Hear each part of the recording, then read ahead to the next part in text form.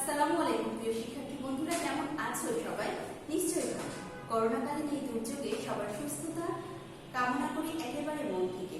বর্তমান সময়ের প্রেক্ষাপটে সবাই শিক্ষার্থী বন্ধুরা বা সমাজের মানুষজন ভাবছে যে বোধহয় করোনা দূর হয়ে গেছে, আমরা আবার আগের মতো সবাই একসাথে সবকিছু করতে পারবো। হ্যাঁ, অবশ্যই পারবো, কিন্তু আমাদেরকে সচেতন থেকে সেই কাজগুলো করতে হবে। তো সবার সুস্থতা কামনা করে আমি ক্লাস শুরু করছি। Shimul Nurullah north south school and college কর্তৃক আয়োজিত অনলাইন ক্লাসে সপ্তম শ্রেণীর সকল শিক্ষার্থীকে স্বাগত। সাথে আছে আমি শামিয়া আক্তার, সহকারী শিক্ষক। আজকে তোমাদের যে অধ্যায়টি পড়ানো হবে সেটি হচ্ছে একটি কবিতা। কবিতার নাম কুলি মজুর। তোমাদের যে অধ্যায়টি আজকে পড়ানো হবে সেটি হচ্ছে একটি কবিতা। কবিতার নাম কুলি মজুর। কুলি মজুর কবিতাটি লিখেছেন কবি কাজী নজরুল ইসলাম। কুলি মজুর কবিতাটি কে লিখেছেন? কবি কাজী নজরুল ইসলাম। আজকের কবিতাটি পাঠ করে তোমরা কি কি শিখতে পারবে? তোমরা শিখতে পারবে ধনিক শ্রেণীর শোষণের চিত্র অঙ্কন করতে পারবে। ধনিক শ্রেণী, এখানে কথাগুলো বোঝার চেষ্টা করো। ধনিক শ্রেণীর অর্থ হচ্ছে সমাজের যে মানুষগুলো শ্রমিক শ্রেণীর বক্ষের বুকে পা দিয়ে শোষণ নিপীড়ন করে উপরের দিকে উঠে যায়। তারা বিরাট বিরাট অট্টালিকা তৈরি করে, কিন্তু শ্রমিকদের ন্যায্য মজুরি তারা দেয় না। তারাই হচ্ছে ধনিক শ্রেণী। এই ধনিক শ্রেণীর যে শোষণের যে শোষণ করে, শাসন করে, সেই শোষণের চিত্র অঙ্কন করতে পারবে। আর কি পারবে? কুলি মজুরদের অক্লান্ত পরিশ্রমের কথা বর্ণনা করতে পারবে। কুলি মজুর কবিতায় যে শ্রমিক শ্রেণীর কথা বলা হয়েছে সেই শ্রমিক শ্রেণীর অক্লান্ত পরিশ্রমের কথা বর্ণনা করতে পারবে। বিদ্রোহী কবি কাজী নজরুল ইসলামের জীবন ও সাহিত্যকর্ম সম্পর্কে বলতে পারবে।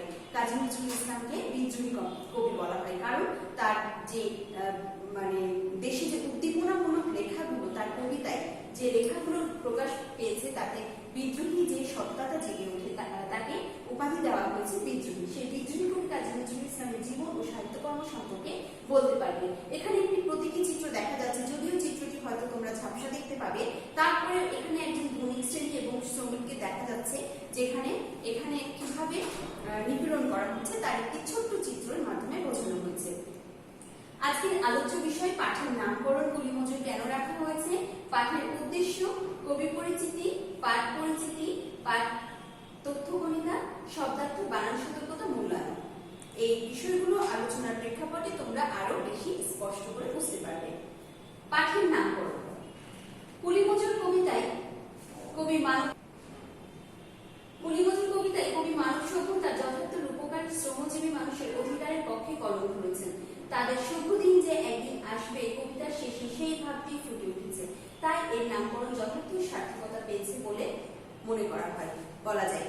আসলে কুলি মজুর কবিতাটিতে যে মূল ভাবটি ফুটে উঠেছে, শ্রমিক শ্রেণীর যে অধিকারের পক্ষে কবি কলম ধরেছেন, তাদের শুভ দিন যে একদিন আসবে, তারা যে তাদের ন্যায্য মজুরি পাবে এবং তাদের যে ন্যায্য মর্যাদা পাবে, সেই ভাবটি ফুটে উঠেছে। তাই কবিতার নামকরণ যথার্থই সার্থক হয়েছে। কবিতাটি পাঠের উদ্দেশ্য কি? কবিতাটি পাঠের উদ্দেশ্য হলো বিভিন্ন পেশার শ্রমজীবী মানুষের প্রতি শ্রদ্ধাবোধ জাগ্রত করা। এই যে শিক্ষার্থী বন্ধুরা, তোমরা যে এখন সমাজে কাণ্ডারি হবে, একদিন হবে না? অবশ্যই হবে। আজ তোমরা ছোট, কিন্তু কিছুদিন পর তোমরা বড় হবে এবং এই সমাজের দায়ভার তোমাদের উপরে এসে পড়বে শিক্ষার্থী বন্ধুরা। তাহলে তোমাদেরকে কি করতে হবে? এই যে কুলি মজুরদের, শ্রমিক শ্রেণীর যে ন্যায্য পাওনা, যে ন্যায্য মর্যাদা, সেটা দিতে হবে। তাহলে সেটা দিতে হলে কি করতে হবে? আমাদের যে এই যে পাঠের যে উদ্দেশ্যগুলো, সেগুলো নিজের মধ্যে ধারণ করতে হবে। তাহলেই তোমরা ধারক হতে পারবে, সমাজে ধারক হতে পারবে। কিভাবে? পেশার শ্রমজীবী, বিভিন্ন পেশার শ্রমজীবী মানুষের প্রতি শ্রদ্ধাবোধ জাগিয়ে তুলতে হবে, সে যে পেশার মানুষ হোক না কেন। আমরা কবি পরিচিতি সম্পর্কে একটু জেনে নিই। কবি কাজী নজরুল ইসলাম অন্যায়, শোষণ ও নির্যাতনের বিরুদ্ধে বিদ্রোহ, বিপ্লব ও দেশপ্রেমের উদ্দীপনায় কবিতা লিখে বাংলার জনগণে যিনি বিদ্রোহী কবি হিসেবে নন্দিত আসন পেয়েছেন, তিনি কবি কাজী নজরুল ইসলাম। যিনি নন্দিত আসন পেয়েছেন বিদ্রোহী কবি হিসেবে, তিনি হলেন কবি কাজী নজরুল ইসলাম। কুলি মজুর কবিতাটি লিখেছেন। বহু বিচিত্র ও বিস্ময়কর তার জীবন। ছেলেবেলায় লেখক দলে গান করেছেন, মুদির দোকানে কারিগর হয়েছেন, সেনাবাহিনীর হাবিলদার হয়ে যুদ্ধে যোগ দিয়েছেন, ব্রিটিশ রাজের বিরুদ্ধে রাজদ্রোহের অপরাধে কারাবরণ করেছেন। তিনি পত্রিকা ও সম্পাদনা করেছেন, কবিতা, গল্প, উপন্যাস, নাটক, প্রবন্ধ, অনেক কিছু তিনি লিখেছেন। তার যে সাহিত্য ক্ষেত্রে অবদান, সেই অবদানের কথা আমরা চিরকাল মনে রাখবো। কবি কাজী নজরুল ইসলামের আরো যে সাহিত্যগুলো আছে সেগুলো যেগুলো লিখেছেন তার মধ্যে পিলে পটকা, ঘুম জাগানো পাখি, ঘুম পাড়ানি মাসিপিসি এবং নাটক পুতুলের বিয়ে, যে গ্রন্থগুলো তোমাদের বইয়ে দেয়া আছে তার মধ্যে পুতুলের বিয়ে হচ্ছে নাটক, এটা মনে রাখবে। নজরুলের কবিতা ও গান বাংলাদেশের মুক্তিযুদ্ধের প্রেরণা হিসেবে কাজ করেছে।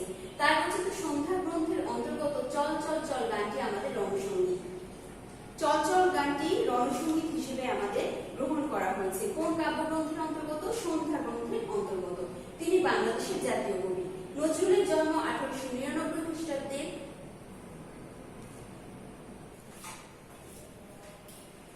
25শে মে 1306 বঙ্গাব্দের 11 জ্যৈষ্ঠ বর্ধমান জেলার আসানসোল মহকুমার চৌরিয়া গ্রামে কবি কাজী নজরুল ইসলাম জন্মগ্রহণ করেছেন। তার মৃত্যু 1976 খ্রিস্টাব্দের 29শে আগস্ট, বাংলা 12ই ভাদ্র 1383 বঙ্গাব্দ, ঢাকায় মৃত্যুবরণ করেন। কবি কাজী নজরুল ইসলাম কোথায় মৃত্যুবরণ করেন? ঢাকায় মৃত্যুবরণ করেন। খুব সংক্ষেপে আমরা এখানে মনে রাখি কত সালে জন্মগ্রহণ করেন? 1899 সালে বর্ধমান জেলার আসানসোল মহকুমার চৌরিয়া গ্রামে জন্মগ্রহণ করেন। তার কাব্যগ্রন্থ হলো ঝিঙে ফুল সঞ্চয়ন, পিলে পটকা, আর নাটক কি? পুতুলের বিয়ে। পুতুলের বিয়ে আর পিলে পটকা এগুলো মিশিয়ে দিবে না। মৃত্যু 1976 সালে। তাহলে এই ছকটা মনে রাখলে আমরা সহজেই মনে রাখতে পারবো। এবারে আমরা কবিতা পাঠ করব এবং কবিতার প্রত্যেকটি শব্দ বুঝে ব্যাখ্যা দেওয়ার বোঝার চেষ্টা করব। তোমরাও শিক্ষার্থী বন্ধুরা আমার সাথে সাথে কবিতাটি ভালোভাবে বোঝার চেষ্টা করবে। কুলি মজুর লিখেছেন কাজী নজরুল ইসলাম।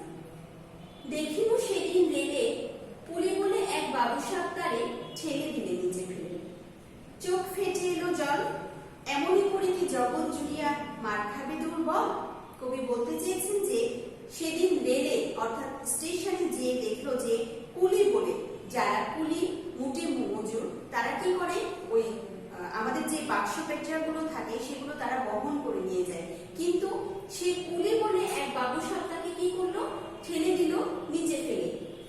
তার কবি চোখ ফেটে এলো জল, এমনই করে কি সারা জীবন এই যে কুলি মজুররা তারা কি মার খাবে, দুর্বল যারা তারা কি মার খাবে? কবি এই চরণগুলোর মধ্যে এই কথাগুলোই বোঝাতে চেয়েছেন। তারপরে কি বলেছেন? যে দধি চিরে হাড় দিয়ে ওই বাষ্প শপথ চলে, বাবুসা বেশি চড়িল তাহাতে কুলিরা পড়িল তলে, বেতন দিয়াছ চুপ রও যত মিথ্যাবাদীর দল, কত পায়ে দিয়ে কুলিদের তুই কত ক্রোড় পেলে বল। কবি এই চার লাইনে কি বোঝাতে চেয়েছেন? যে দধিচি বলতে কবি এখানে বুঝিয়েছেন ত্যাগী মুনি ঋষি, যারা পুরাণে, ভারতীয় পুরাণে নিজেদের জীবনকে ত্যাগ করে অনেক কিছু সমাজ সংস্কার করেছেন। সেই ত্যাগী মুনি ঋষিদের সাথে শ্রমিক শ্রেণীর তুলনা করেছেন, যাদের হাড় দিয়ে শ্রমিক শ্রেণীর ঘামের যে পরিশ্রম সেই হাড়ের কষ্টের বিনিময়ে বাষ্প শকট হচ্ছে রেলগাড়ি, বাষ্প শকট চলে ইঞ্জিন চালিত রেলগাড়ি। বাবু সাহেব এসে চড়িল তাহাতে, বাবু সাহেবরা কি করলো? সেই রেলে চড়লো আর কুলিরা নিচে পড়ে গেল। বেতন দিয়েছ? এই যে বাবু সাহেবরা রেলের উপরে চলাচল করে, সমাজে ধনিক শ্রেণী হয়, তারা কি শ্রমিকের সহজে সঠিক বেতনটা দেয়? চুপ রও যত মিথ্যাবাদীর দল। কবি ধনিক শ্রেণীকে মিথ্যাবাদীর দল বলেছেন। কত পায় দিয়ে, পায় এখানে আনা, কত পায় দিয়ে অর্থাৎ খুবই ক্ষুদ্র কিছু পয়সা দিয়ে কুলিদের তুই কত ক্রোড় পেলি বল। কুলিদের কত ক্ষুদ্র পয়সা দিয়ে এই ধনিক শ্রেণী কত বেশি টাকার মালিক হয়েছে, সম্পদের মালিক হয়েছে, কত ক্রোড় কত কোটি পেলি বল। ধনিক শ্রেণী কত কোটি পেল সেটা কবি জানতে চেয়েছেন। কবি আরো বলেছেন রাজপথে তব চলিছে মোটর, সাগরে জাহাজ চলে। রাজপথে গাড়ি চলে, সাগরে জাহাজ চলে, রেলপথে চলে বাষ্প শকট, দেশ ছিঁড়ে গেল কলে। রেলপথে রেলগাড়ি চলে আর দেশে কলকারখানায় ভরে গেল। বলো তো এইসব কাহাদের দান? তোমার অট্টালিকা, এই যে তোমাদের যে অট্টালিকাগুলো, বড় বড় প্রাসাদগুলো, বড় বড় কারখানাগুলো, এগুলো কাদের দান? কার খুলে রাঙা? ঠুলি খুলে দেখো প্রতীকে আছে লেখা। ঠুলি বলতে কবি বুঝিয়েছেন যে চোখের সামনের উপরে যে ঢাকনা, যে পর্দা আছে, সেই পর্দাটা সরিয়ে দেখো কার খুনে, কার রক্তে রাঙানো এই অট্টালিকা প্রাসাদগুলো। তুমি জানো না গো, কিন্তু পথের প্রতি ধূলি কণা জানে। ওই পথ, ওই জাহাজ, সকল অট্টালিকার মানে। তুমি জানো না বাবু সাহেবরা?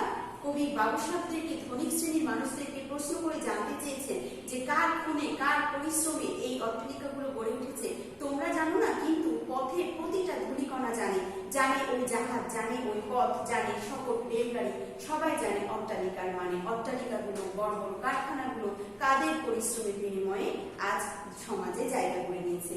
কবি বলতে চেয়েছেন, আসিতেছে শুভ দিন, সামনে আবার শুভ দিন আসছে, দিনে দিনে বহু বাড়ি আছে দেনা, শুধুতে হইবে দিন। অর্থাৎ শ্রমিকদেরকে যে কম মজুরি দিচ্ছে, তো সেইগুলোর তো দেনা বেড়ে যাচ্ছে, সেইগুলো ঋণ শোধ করতে হবে। হাতুড়ি শাবল গাইতি চালায় ভাঙিল যারা পাহাড়। হাতুড়ি শাবল এক ধরনের লাঙল জাতীয় জিনিস, গাইতি চালায় ভাঙিল যারা পাহাড়। পাহাড় কাটা সে পথের দুপাশে পড়িয়া যাদের হাড়। পাহাড় কাটতে গিয়ে পথের দুপাশে যে শ্রমিকদের হাড় পড়ে আছে, পরিশ্রমের ঘাম পড়ে আছে, তোমারে সেবিতে হইল যাহারা মজুর মুঠে উঠলি। তোমারে বাবুসাবদেরকে সেবা করতে, ধনিক শ্রেণীকে উন্নতির পথে এগিয়ে নিয়ে যেতে যারা মজুরগুলো, মুঠিগুলো, কুলিগুলো, তোমাদের বহিতে যারা পবিত্র অঙ্গে লাগালো ধুলি, তোমাকে বহন করতে যারা তাদের শরীরে ধুলো লাগালো, তারাই মানুষ, তারাই দেবতা, গাহি তাহাদেরই গান। তাদেরই ব্যথিত পক্ষে পা ফেলে আসে নব উত্থান। অর্থাৎ সমাজের এই যে নব নব নতুন নতুন সৃষ্টি, নতুন নতুন কারখানা, নতুন নতুন জিনিসপত্র, এগুলো তাদের ব্যথিত পক্ষে, তাদের কষ্টের বুকে পা দিয়ে যে ব্যবসাটা উপরে উঠে যায়, তাদের ব্যথিত পক্ষে পা ফেলে আসে এই নব উত্থান। অর্থাৎ শ্রমিক শ্রেণীর যে পরিশ্রমের ন্যায্য মূল্য অধিকার দরকার, সেই অধিকারের পক্ষে কবি এখানে কলম ধরেছেন। এই কথাগুলোই কবি এই কবিতার মাঝে বলতে চেয়েছেন। পাঠ পরিচিতিতে আমরা দেখে নিব যে কবিতাটি কোন কাব্যগ্রন্থের অন্তর্গত এবং মূল ভাবটুকু কি সেইটুকু সম্পর্কে আবারও জেনে নিব। কবিতাটি কাজী নজরুল ইসলামের সাম্যবাদী কাব্যগ্রন্থের অন্তর্গত। কোন কাব্যগ্রন্থে? সাম্যবাদী কাব্যগ্রন্থে। কুলি মজুর কবিতায় কবি মানব সভ্যতার যথার্থ রূপকার শ্রমজীবী মানুষের অধিকারের পক্ষে কলম ধরেছেন। যুগ যুগ ধরে কুলি মজুরের মতো লক্ষ কোটি শ্রমজীবী মানুষের হাতে গড়ে উঠেছে মানব সভ্যতা। এই যে মানব সভ্যতা, এটা গড়ে উঠেছে কুলি মজুরদের হাতে। এদেরই অক্লান্ত পরিশ্রমে ও ঘামে মোটর জাহাজ, রেলগাড়ি চলছে। গড়ে উঠেছে দালান কোঠা, কলকারখানা। এদের শোষণ করেই ধনিক শ্রেণী হয়েছে বৃত্ত সম্পদের মালিক। কিন্তু যুগ যুগ ধরে সমাজে এই কুলি মজুররাই সবচেয়ে বঞ্চিত, শোষিত, নিপীড়িত। এক শ্রেণীর হৃদয়হীন স্বার্থান্ত মানুষ হিসেবে গণ্য করতেও নারাজ। এক শ্রেণীর হৃদয়হীন স্বার্থান্ত মানুষ, তারা শ্রমিক শ্রেণীকে মানুষ হিসেবে গণ্য করতেও নারাজ। তাদেরকে মানুষ হিসেবে প্রথমে গণ্য করতে হবে, তাদের পরিশ্রমের ন্যায্য মূল্য দিতে হবে। সেই একই কথা আমরা এই তথ্যকণিকার মাধ্যমে দেখে নিব। তথ্যকণিকা অর্থাৎ হচ্ছে এই যে ছোট ছোট কথাগুলো আছে, এই ডায়াগ্রামটি ব্যাখ্যা করলে আমরা পরবর্তীতে সৃজনশীল প্রশ্নের উত্তর লিখতে সুবিধা হবে। কায়িক শ্রম, কায়িক শ্রম হচ্ছে শারীরিক শ্রম। কাদের? কুলি মজুরদের। মানব সভ্যতা গড়ে উঠেছে কাদের মাধ্যমে? কুলি মজুরদের মাধ্যমে। শোষক শ্রেণী, শোষক শ্রেণী এই কুলি মজুরদের কায়িক শ্রম যারা করে তাদের ন্যায্য অধিকার দেয় না। বিভিন্ন শ্রেণীর পেশার মানুষের প্রতি শ্রদ্ধাবোধ জাগ্রত করা, শ্রদ্ধাবোধ জাগ্রত করা এটি পাঠের উদ্দেশ্য। মানব সভ্যতায় কুলি মজুরদের অবদান রয়েছে, যথেষ্ট অবদান রয়েছে। কুলি মজুরদের অবদানেই আজকের আমাদের সমাজের এই অবস্থান। শ্রমিকদের মাধ্যমে ধনিক শ্রেণী বিত্তবান হয়েছে। অবশ্যই তাদের কষ্টে, তাদের রক্তে, তাদের খুনে গড়ে উঠেছে যেসব কলকারখানা, সেই কলকারখানার যে আয় ইনকাম হয়, যে সেইগুলো থেকেই ধনিক শ্রেণী বিত্তবান হয়েছে।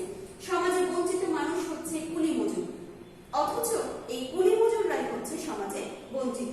শ্রমিকের ব্যথিত পক্ষে পা ফেলে আসে নব উত্থান। শ্রমিকদের ব্যথিত, কষ্ট করা এই শারীরিক শরীরের উপরে নির্যাতন চালিয়ে তাদেরকে ন্যায্য মূল্য না দিয়ে এই সমাজে নতুন উত্থান আসে। কিছু বানান সম্পর্কে আমরা ভালো মতো দেখে নিই। জগৎ, জগৎ পৃথিবী, ধরণী। দধিচি, দধিচি হচ্ছে মনি ঋষি যারা। বাষ্প, মূর্ধন্য ষ একক। ক্রোড়, ক্রোড় অর্থ কোটি। ধূলিকণা, ধয়ে দীর্ঘ, মূর্ধন্যয়ে আকার। অট্টালিকা, টয় টয় যুক্ত। ঋণ, হি র মূর্ধন্য ষ, এগুলোর পরে সবসময়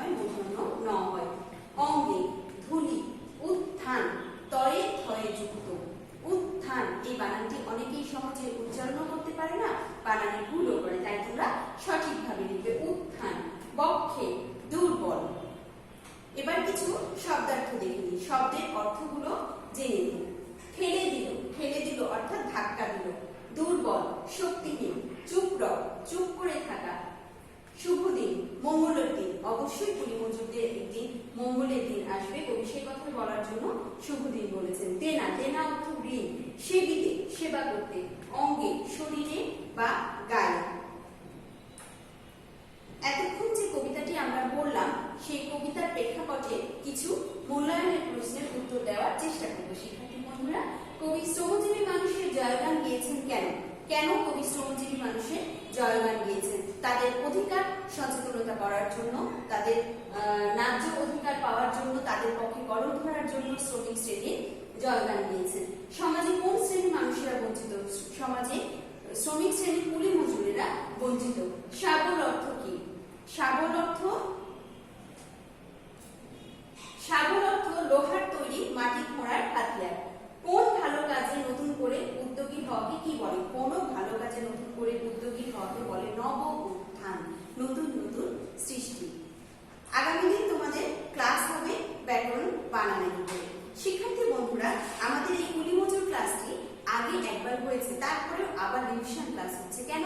কারণ হচ্ছে তোমাদের যে নতুন সিলেবাস এসেছে অ্যাসাইনমেন্টের উপরে, সেখানে কুলি মজুর কবিতাটি আবার দেওয়া হয়েছে এবং বলা যায় না পরবর্তী অ্যাসাইনমেন্টে এর উপরে হয়তো তোমাদের প্রশ্ন থাকতে পারে। সেই জন্য তোমাদের যেন কোনো সমস্যা না হয় তাই ক্লাসটি আমরা আবার রিভিউ করলাম। তোমরা অবশ্যই সুস্থ থাকবে, ভালো থাকবে। পরবর্তী ক্লাস দেখার আমন্ত্রণ জানিয়ে আজকের মতো এখানেই বিদায় নিচ্ছি। ধন্যবাদ সবাই।